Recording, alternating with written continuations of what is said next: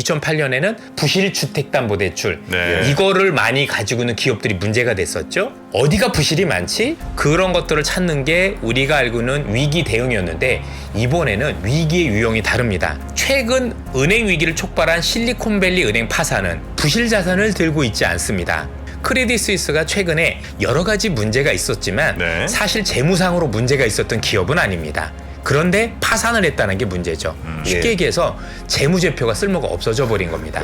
더 문제는 뭔지 아십니까? 두 가지 다 연관성이 없다라는 겁니다. 다만 이전에도 불안했던 애들이라는 공통점이 있겠죠. 이런 어떤 역사적으로 보지 못했었던 우리가 이해하기 힘든 사항들이 많이 도출이 되고 있다는 겁니다.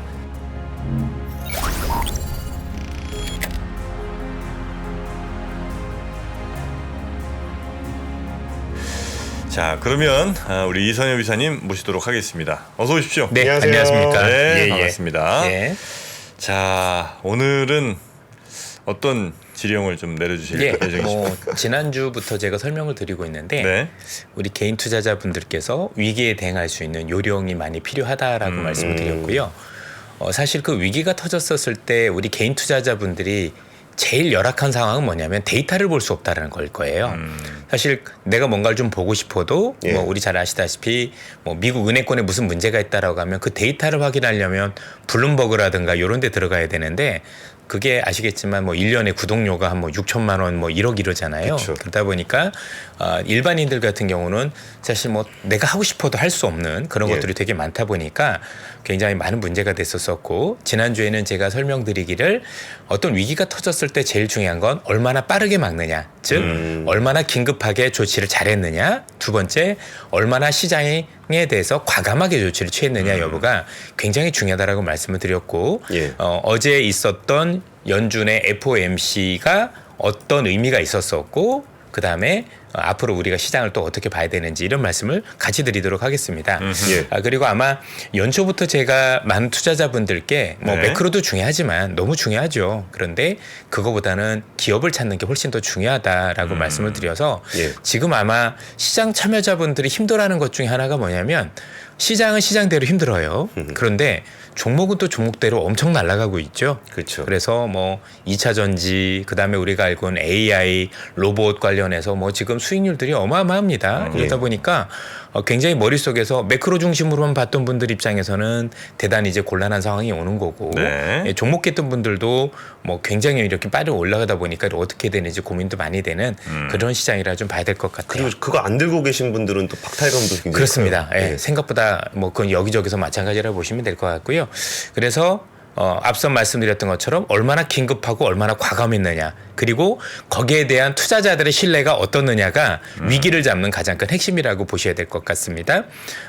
이전에 제가 이제 위기와 관련해서 이전에 1929년 대공황부터 시작해서 2008년 금융위기까지 사실 모든 있었던 이 위기 상황을 뭐 미국에 있는 논문부터 시작해서 거의 모든 것들을 다 찾아보면 네. 사실 위기를 뭐 막는다 안 한다 이런 건 잘 모르겠지만 궁극적으로 보면 대응을 어떻게 했느냐가 피해를 최소화했다라는 건 우리는 이미 다 알고 있는 거고 지난주에도 설명드렸던 것처럼 위기가 얼마나 빠르냐 그런데 그 빠른 것과 관련해서 그게 제일 중요한데 빠른 것과 관련해서 제일 불리할 수 있는 요건은 두 가지였다. 하나는 단일 국가가 아니라 연합 국가인 경우, 즉 결정의 주체가 많으면 아무래도 시간이 좀 지연되겠죠. 네. 그거는 뭐 그분들이 안 한다 그런 문제보다도 역시 여러 가지 이해가 걸려 있고 두 번째는 의회가 개입되는 경우 역시 의회도 양분돼 있기 때문에 예. 아무래도 정치적으로 밀당을 하는 과정에서 시간이 지연되는 부분들이 있다라고 하고 이런 어떤 것들을 바탕으로 한번 시작을 한번 보도록 하겠습니다. 네. 첫 번째 한번 장표 보시도록 할까요? 자, 이미 보시는 것처럼 미국이 어제 금리를 0.25% 올렸습니다. 생각보다 굉장히 강하고 빠른 긴축을 하고 있다는 건 이미 알고 계실 거고 자, 여기서부터 한번 보시죠. 근데도 불구하고 연준 의장은 뭐 이미 다 보셨던 것처럼 금리도 한 번 더 올릴 것처럼 얘기를 하고 있고 또 올해는 금리를 내리지 않을 거다라고 얘기를 합니다. 그런데 시장에서 긍정적으로 받아들인 쉽게 얘기해서 좀 비둘기파적으로 받아들였던 이유 중에 하나는 지금 보시는 점도표가 지난해하고 같아요. 그러면 우리가 지난 1, 2, 3월 달 고용지표 굉장히 좋게 나왔었고 그리고 우리가 알고 있었던 소비자 물가 지수도 예상보다 높은 수준에 있으면서 네. 야, 이 정도면 더 강하게 긴축을 해야 되는 거 아니야라는 굉장히 큰 우려들이 있었는데도 불구하고 점도표가 같다. 예. 이 얘기는 궁극적으로 지금은 우리가 알고 있는 인플레이션도 굉장히 중요하지만 사실 지금 우리가 알고 있는 이 금융과 관련된 불안도 좌시할 수 없다라는 걸 이 점도표를 통해서 드러냈다라고 봐야 될 것 같고요. 예. 그런 어떤 인플레이션 우려에도 불구하고 점도표가 이렇다는 얘기는 사실상 연준의 의도는 우리 금융 위기도 많이 고려를 하고 있다. 이렇게 보셔도 될 것 같아요. 그 뒤부터가 더 중요합니다. 요거 한번 보시죠. 요건 이제 한국은행에서 이번에 나왔었던 파월 의장의 질문을 그 요약을 한 건데요. 여기서 이런 얘기가 나옵니다.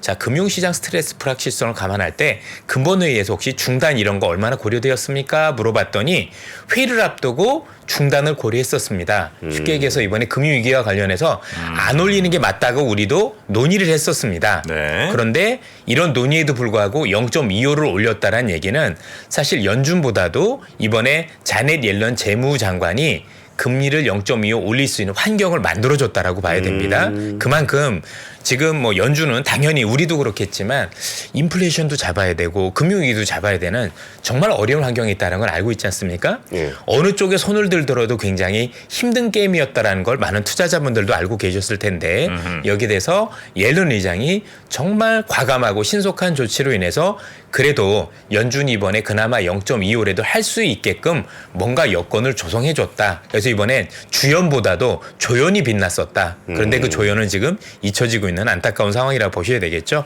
그런데 여기서 중요한 키워드를 우리가 몇 가지 발견할 수 있는데요. 첫 번째는 회의를 앞두고 금리 인상을 중단할 정도로 위기에 대해서 우리도 심각하게 받아들였다라는 얘기도 되는데요. 예. 여기부터가 재밌습니다.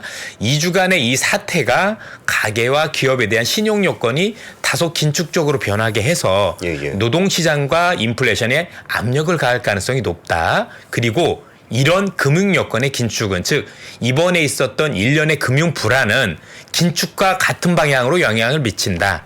간단하게 지금 있었던 2주간의 사태는 금리 인상 효과가 있다는 얘기입니다. 그쵸. 그 영향이 사실상 금리 인상과 동일하거나 이게 연준 의장의 공식 발언입니다. 그래서 생각할 수나 이를 더 반영한다고도 얘기를 합니다. 그래서 사실 앞으로 금리 인상을 할 거냐 말 거냐도 중요하지만 사실 이 자체만으로도 이미 충분한 금리 인상 효과를 내고 있기 때문이다라는 얘기를 하고 있다라는 얘기죠. 예. 그만큼 시장에서는 이와 관련해서 그럼 앞으로 추가 금리 인상은 없을 수도 있겠네라고 지금 선물 시장에서 반영을 하고 있습니다. 그렇죠. 오늘 CME 시장 보시면 5월에 금리 인상 확률이 없죠, 거의. 예. 우리가 이건 동결 확률이 72%니까 이런 정도면 연준이 5월에 금리 인상할 수 있을까라는 얘기들을 하고 있고 여기 지금 보셨던 것처럼 연준에서도 말은 매파적으로 했지만 네. 실제 우리도 금융위기를 굉장히 고려를 했었으며 또 이 정도 스트레스라고 본다라면 충분히 금리 인상 효과가 있기 때문에 여기에 대한 효과가 얼마 있는지 더 두고 보겠다라는 얘기를 했다라는 겁니다. 그리고 한번 보시죠. 조연이 얼마나 빛났었는지 실리콘밸리 은행이 터졌었을 때 이와 관련해서 대처가 굉장히 빨랐다라는 거 알고 계실 거고요. 크레딧 스위스 있었을 때도 굉장히 대처가 빨랐습니다. 그쵸. 기사 한번 보시죠. 미국 금융당국의 대처는 신속했다. 굉장히 빨랐다. 예. 미 재무부와 연방준비제도 연방예금보험공사가 예금의 전액을 보증하겠다면 재빠르게 진화에 나섰다. 또 우리가 알고 있었던 스위스와 관련해서 하지만 스위스 금융당국 역시 발빠르게 대응했다.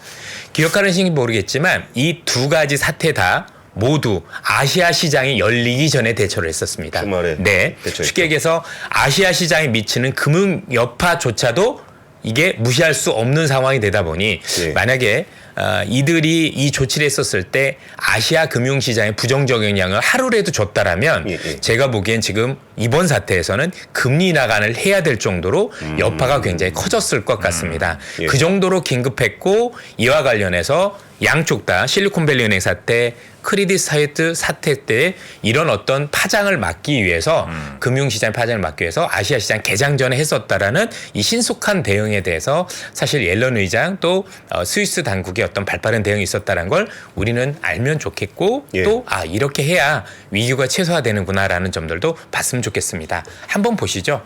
이게 여러분들 잘 아시는 최근에 미국 연준이 또 미국 정부가 6개 국가와 맺은 통화 수합입니다. 예. 자, 그러면 한번 이렇게 보시죠. 예금 보호 조치도 있고 통화 수합했을 정도라면 무기로 얘기하면 바주카 프로를 쏜 건데 근데 아무런 금융 위기도 아니다라고 얘기를 하는 게 웃긴 거죠. 그쵸. 사실 이런 정치를 봤었을 때는 아, 금융 위기가 생각보다 우리가 생각보다 훨씬 더 컸구나라고 느낄 수 있을 거고 그런데도 불구하고 지수가 지금까지도 온전하고 우리가 종목을 열심히 할 수 있었던 배경에는 그만큼 신속하고 과감한 조치가 있었다라는 부분을 우리는 간과하면 안 될 거라고 판단이 됩니다. 네. 자, 그리고 여기서부터가 중요한 내용이겠죠. 자, 앞으로가 중요한데 뭐 지금까지는 잘 막았는데 혹시 앞으로 문제가 생기면 지금 보시는 것처럼 FDIC 즉 미국의 예금보험공사가 결국에는 우리가 알고 있는 모든 예금자들의 예금을 보호해줘야 되잖아요. 네. 그런데 그럴 때는 뭐다? 앞으로는 의회 동의가 필요하다는 게 문제입니다. 자, 지금까지는 옐런 재무장관이나 아니면은 파월 의장 또는 정부가 충분히 의회 동의 없이 신속하게 할 수 있었는데 앞으로 문제가 생기는 부분에 대해서는 조금 더 파장이 커질 경우는 반드시 의회의 동의가 있어야 되는 사안으로 넘어가게 됩니다. 그래서 아마 최근에 자넷 옐런 재무장관이 어제죠. 의회에서 뭐 어떻게 될 거냐 했더니 우리는 그걸 고려한 적 없다로 발을 뺐다가 FOMC 끝나고 나서 지수가 밀렸던 것도 이와 무관치 않는 거죠. 그래서 머릿속에서 이렇게 계획해 주시면 좋겠습니다.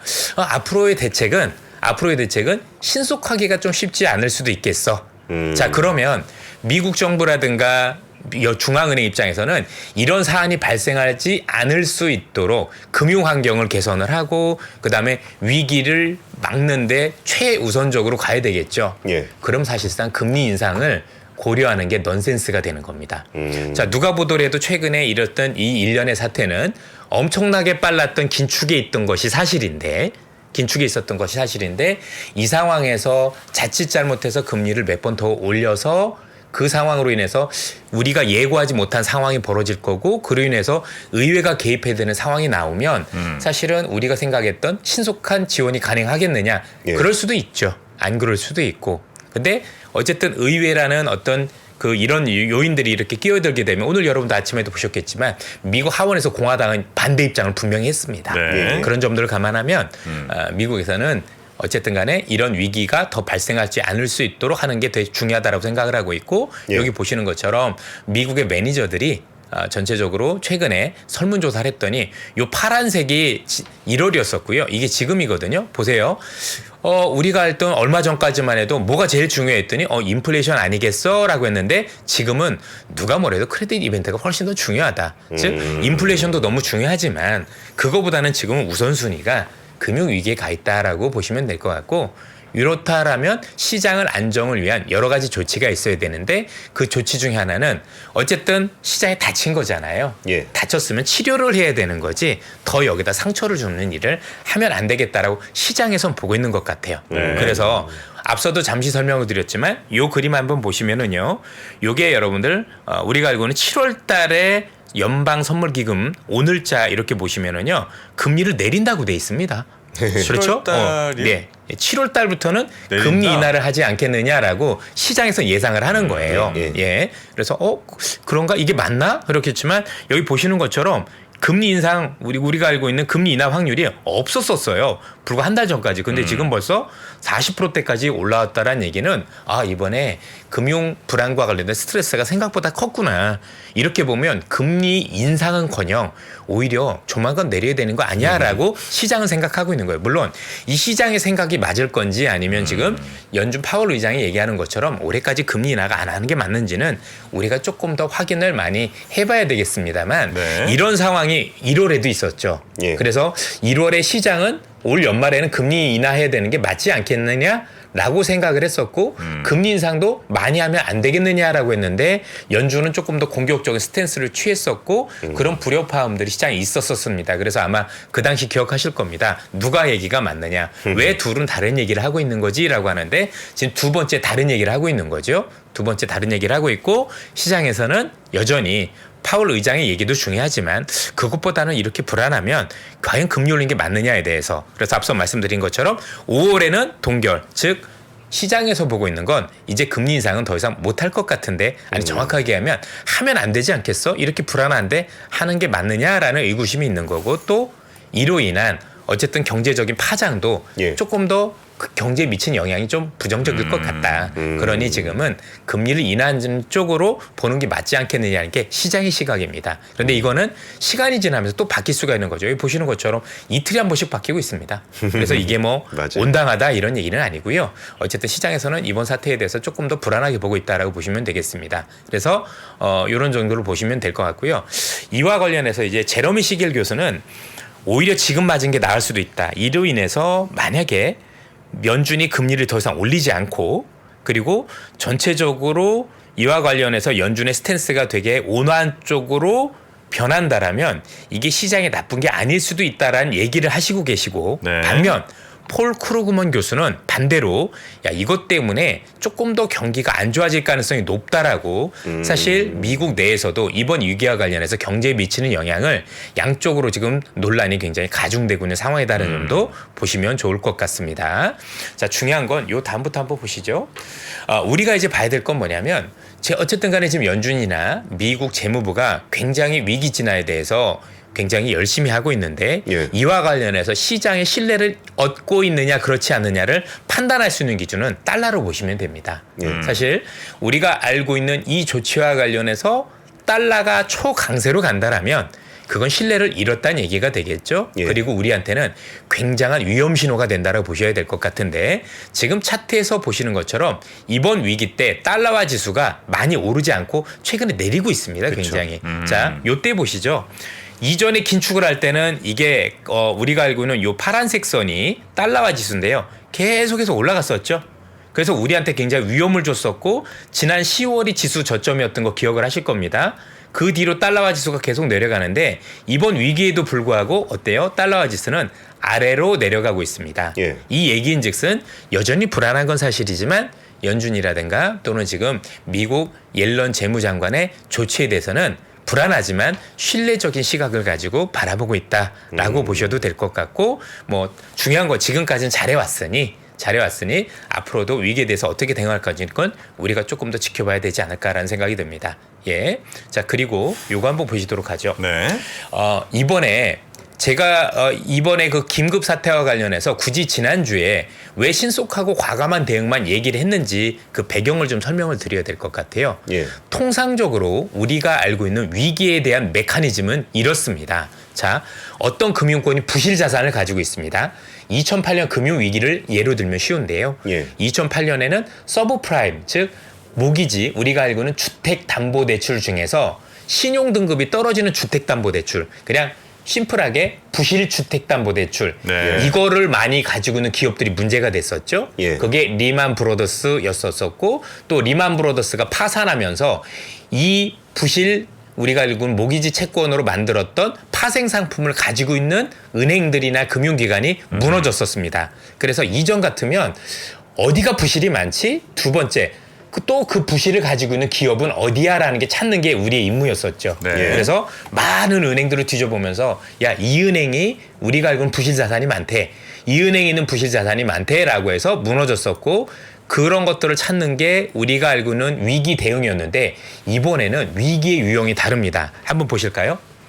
한번 보시면, 자, 최근 은행 위기를 촉발한 실리콘밸리 은행 파산은 이 은행은 부실 자산을 들고 있지 않습니다. 물론 흔히 얘기하는 미스매칭이라고 하죠. 예. 실현되지 않는 손실이 현실화된 게 문제긴 한데, 어쨌든 간에 부실 자산이 없는데도 불구하고 파산했다라는 선례를 남겼다는 점에서 이전과 다릅니다. 예. 더 중요한 건 CS입니다. 크레딧 스위스입니다. 크레딧 스위스가 최근에 1년에 여러 가지 스트레스가 있었던 거 사실입니다. 아케고스부터 시작을 해서 그린실 캐피탈 문제라든가 여러 가지 문제가 있었지만 네. 사실 재무상으로 문제가 있었던 기업은 아닙니다. 그런데 파산을 했다는 게 문제죠. 쉽게 예. 얘기해서 재무제표가 쓸모가 없어져 버린 겁니다. 재무제표 보시는 분들은 알겠지만 재무제표만 놓고 보면 이 은행이 이렇게 인수되거나 사실 파산 가능성이 높아졌다는 게 이해가 안 되는 거죠. 그쵸. 더 문제는 뭔지 아십니까? 두 가지 다 연관성이 없다라는 겁니다. 이게 조금 적절한 표현이 아닌지 모르겠는데 옆에 사람이 무좀이 걸렸는데 그 옆에 사람이 옮았는데 암으로 옮은 거예요. 이 말도 안 되는 일이 벌어지는 겁니다. 앞서도 말씀드렸지만 이전의 사례는 얘도 부실 자산이야? 그럼 얘도 부실 자산이겠네? 그쵸. 또는 얘도 우리가 알고는 모기지 채권이었어? 얘도 모기지 채권에서 연관성이 있었는데 예. 사실 이 둘의 연관성은 없습니다. 예. 다만 이전에도 불안했던 애들이라는 공통점이 있겠죠. 그래서 이번에 보면 부실자산이 없었는데도 파산해버리네. 두 번째, 야 재무제표가 좋은데도 불구하고 기업이 인수합병 돼버리네. 세 번째는 둘이 연관성이 없는데도 불구하고 마치 연관이 있는 것처럼 위기가 번져나가네. 예. 이런 어떤 역사적으로 보지 못했었던 우리가 이해하기 힘든 상황들이 많이 도출이 되고 있다는 겁니다. 뒤에 한번 기사 보시면 보시는 것처럼 자 믿을 수 없는 숫자, 은행 장부 믿기 어려운 이유 이렇게 해서 월스트리트 저널에서도 기사를 냈죠. 아니 이 기업이 우리가 알고 장부로만 보면 문제가 없는데 왜 망했지? 이런 게 일단 위기의 초점이라 보셔야 될 것 같고요. 예. 여기에 대해서는 여러 가지 얘기가 있죠. 이게 결국 최근에 디지털이라는 게 발달하면서 예. 찍히기만 하면 저 은행은 위험해. 나는 어떤 주온 글씨만 찍히기만 하면 돈을 다 인출하는 겁니다. 예. 그래서 실제 위기가 아닐 수도 있는데 실제 위기로 갈 수 있는 상황이 되고 있다는 얘기입니다. 그래서 시장에서 지금 제일 중요한 건 신뢰예요. 최근에 시장에서는 이렇게 뒤에서도 미국에서 요와 관련해서 도식화를 했는데요. 이거 보시는 것처럼 뱅크런, 그죠? When bankrupt, spiral the fear 해가지고 이 자체적으로 놓고 보면 불안하면 그 다음은 누구야? 그 다음은 누구야? 그럼 그 다음은 누구야라고 할 때 실제 그 기업이 문제가 없을 수도 있는데 혹시 쟤도 위험한 거 아니야라는 의심 하나로 시장이 무너질 수 있는 걸 우리는 목도하고 있다는 얘기죠. 이게 SNS가 발달을 하고 유튜브가 발달하고 디지털이 발달하면서 생긴 새로운 어떤 위기의 유형이 아닐까라는 생각이 드는 겁니다. 네. 그러면 핵심적으로 이렇게 되는 위기를 막으려면 우리는 어떻게 해야 될까요? 신뢰를 찾는 거 외에는 방법이 없는 거죠.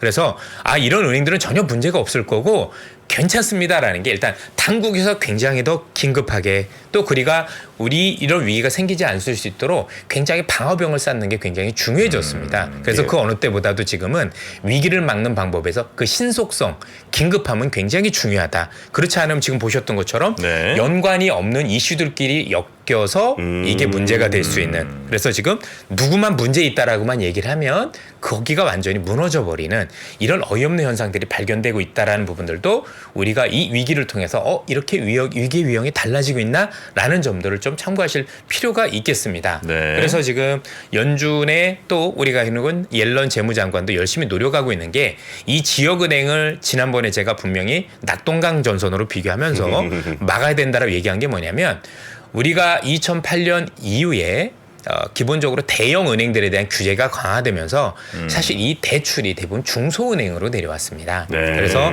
전체 대출의 지역은행들의 40%를 차지하고 있고요. 특히 사업용 부동산은 80%가 넘습니다. 그래서 이 지역은행들이 유용해지면 사업용 부동산이 많은 문제를 일으키고 있을 수 있다라고 지금 다음이 누구냐라고 얘기들 하고 있는 거죠. 이거 한번 보실까요? 지금 주택과 관련된 상업용 부동산 가격이 내려가고 있는 거를 데이터를 통해서도 확인할 수 있을 것 같고요. 네. 특히 사업용 부동산 중에서 이거 보시면 우리가 하는 오피스가 공실률이 계속해서 올라가고 있죠. 자, 왜 이렇게 올라가고 있지? 간단한 게 지금 미국 노동자들 중에서 해고되고 있는 거 보시면 블루칼라들은 괜찮습니다. 흔히 얘기해서 노동자분들은 또는 서비스업에 종사하시는 분들은 여전히 사람이 부족한데 화이트 칼라들 또는 우리가 아는 IT에 종사하시는 분들은 계속해서 해고가 늘어나고 있죠. 그래서 사무실이 필요가 없어지고 있고요. 또 우리나라도 일부 그런 데가 있지만 미국 같은 경우 여기 재택근무 원래 이게 100이었었으면 코로나 이전에 지금 직장으로 복귀한 거 한번 보시죠. 생각보다 많이 없죠. 네. 그래서 사무실이 이전보다 많이 필요가 없게 되어 있는 상황이다 보니까 사실 그 다음은 뭐냐라고 했었을 때 상업용 부동산이 문제가 될 수 있을 거고 그 상업용 부동산은 당연히 지역은행에 문제가 생겼을 때 지역은행에 문제가 생기면 상업은행을 대출해 주는 한테 내 돈 내놓으세요라고 요구할 수가 있잖아요. 네. 이렇게 되면 실제로 문제가 없을 수도 있는데 문제가 발생할 수도 있거든요. 왜냐하면 사실 이렇게 상업용 부동산의 공실률이 올라가고 있지만 연체율이 아직까지 그렇게 높진 않아요. 그래서 사실 어떻게 놓고 보면 지금 당장 문제가 돼 있는 상황은 아닌데도 불구하고 상업용 우리가 보여드렸던 지역은행을 잘못 건드려서 정말 생각지도 못한 이런 위기로 발전을 하면 여기까지 번지면서 문제가 커질 수도 있다는 얘기죠. 그래서 소결하면 이렇습니다.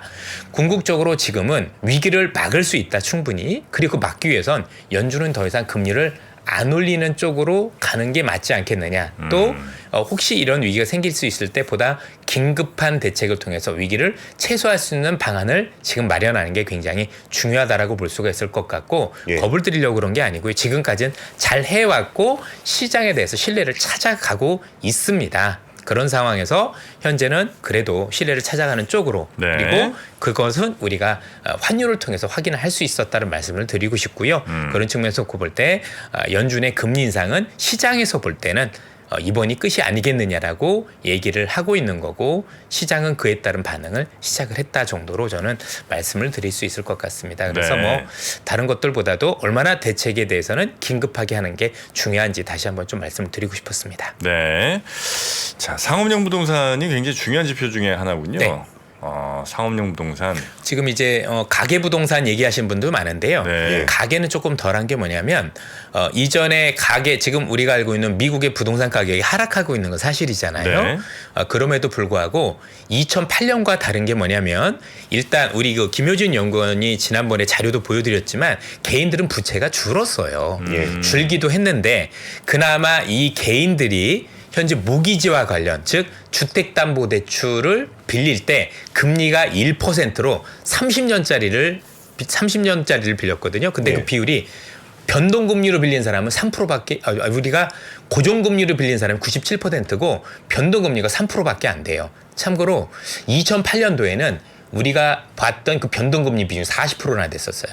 그래서 연초율이 그 당시에 20% 이상까지 올라갔는데 지금 개인들 같은 경우 모기지 관련 연체율이 3% 수준입니다. 역사적으로 거의 최저 수준이에요. 네. 그리고 앞서 말씀드렸지만 기본적으로 1% 또는 그 근저리에 있는 낮은 금리로 고정금리로 빌렸기 때문에 사실 미국 금리 인상에 따른 부담을 생각보다 덜 안고 있다라고 보시면 될 것 같아요. 그런데 앞서 말씀드린 상업용 부동산은 절반 이상이 변동금리입니다. 그래서 그게 2년 뒤에 만기들이 들어오면서 다시 리파이낸싱을 해줘야 되거든요. 그래서 금리 인상에 오히려 취약한 쪽은 우리가 보시는 것처럼 주거용보다는 상업용 쪽이 조금 더 취약하고 우리가 알고 있는 또 이런 어떤 전체적인 대출 구조 자체가 네. 지방은행 또는 지역은행, 중소은행에 모여 있기 때문에 이 지역은행들을 많이 지켜야 되는 어떤 그런 상황은 굉장히 필요하다고 말씀드릴 수 있을 것 같습니다. 네. 지금 말씀 주신 게 네. 위기의 진앙지가 될 가능성이 있는 리스크 요인으로 지금 상업용 부동산을 네. 말씀하셨잖아요. 근데 지금 금리를 여기서 추가로 더 못 올리는 상황이 된다라는 거는 이제 경기가 좀 식어가는 모양새도 좀 나타날 것 같은데 실제로 그렇습니다. 그쪽 리스크는 좀 어떻게 보세요? 실제로 그러다 보니까 최근에 금융시장에서 개별주들 움직이는데 대형주들은 조금 부진했던 이유가 예. 이를 반영하고 있다라고 봐야 될 것 같죠. 앞서도 제가 그 파월 의장의 얘기를 보셨겠지만 이번에 있었던 금융 스트레스가 금리 인상, 긴축에 대한 효과가 있다. 예. 금리를 올리는 효과가 있다라고 얘기한 게 상황이 이렇게 되면 은행들 입장에서는 앞으로 기업이나 개인들한테 대출을 좀 타이트하게 할 거 아니에요. 예. 이 자체적으로 시장 유동성이 줄어드는 효과가 있습니다. 그럼 당연히 경제 입장에서 보면 현재보다 경제를 좋은 쪽이 아니라 안 좋은 쪽으로 시키는 어떤 영향들은 분명히 우리가 있다라고 생각을 해야 될 것 같아요. 예. 뭐 그러다 보니 경제에 대한 부분은 지금보단 좋은 쪽보다는 어떻게 놓고 보면 지금보다는 조금 약간 식어가는 쪽으로 경제는 방향을 잡았다라고 봐야 되겠죠. 네. 그렇습니다. 자, 그러면 오늘 시장 또 어떻게 나오는지 한번 볼 시간이 된 것 같고요. 우리 이선엽 이사님은 다음 주에 또 모시도록 하겠습니다. 오늘도 고생 많으셨고요. 대단히 고맙습니다. 네, 감사합니다. 네. 3프로TV가 새로운 모습으로 여러분을 찾아갑니다.